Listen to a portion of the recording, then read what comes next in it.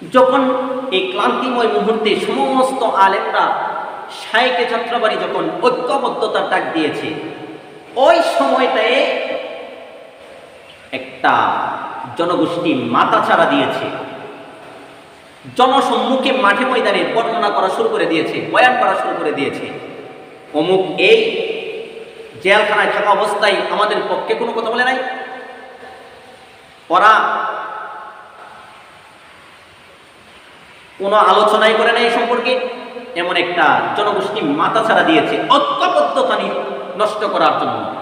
জাতি চাই ঐক্যবদ্ধ হতে, কিছু আলেম চাই মাথাছাড়া দিয়ে উঠে ঐক্যবদ্ধতাকে নষ্ট করতে চাই। জনসম্মুখে আমলি বয়ান করা উচিত, জনসম্মুখে এলমি আমলি বয়ান করা উচিত, জাতির সম্মুখে এইগুলা ধরে।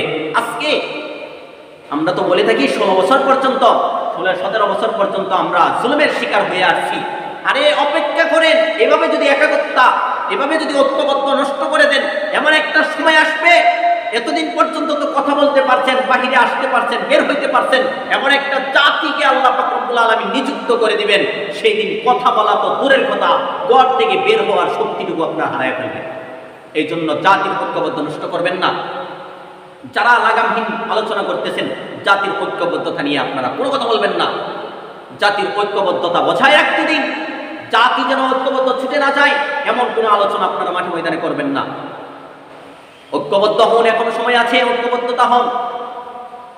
শায়েখ হাসান জামিল সাহেব একটা কথা বলেছেন যে আমরা আকাবিরদের কথাগুলোকে নকল করি। অনেকে বললে যে আকাবির নকলবাজ, না, এটা তাদের আদর্শ, তারা বড় দেখে আমরা ছোট, তারা বড় দেখে তাদের আমরা অনুসরণ করি, অনুসন্ধান করি, তাদের কথাগুলা জাতির সম্মুখে আমরা উপস্থাপনা করি। আমার সেই যোগ্যতা নাই। হাসান জামিল সাহেব এত সুন্দর একটা কথা বলেছেন, আমার সেই যোগ্যতা নাই, আমি কথা বলার, আমার কোনো কথা বলার যোগ্যতা নাই, আমি বড়দের কথা নকল করে কথা বলি। আপনারা যারা লাগামহীন কথা বলেন, তারা আকাবিরদের কথা ফলো করেন, মুরব্বী মেনে তাদের কথা অনুযায়ী কথা বলার চেষ্টা করেন। মাঠে ময়দানে কথা বলে বিভ্রান্ত সৃষ্টি করা বন্ধ করুন।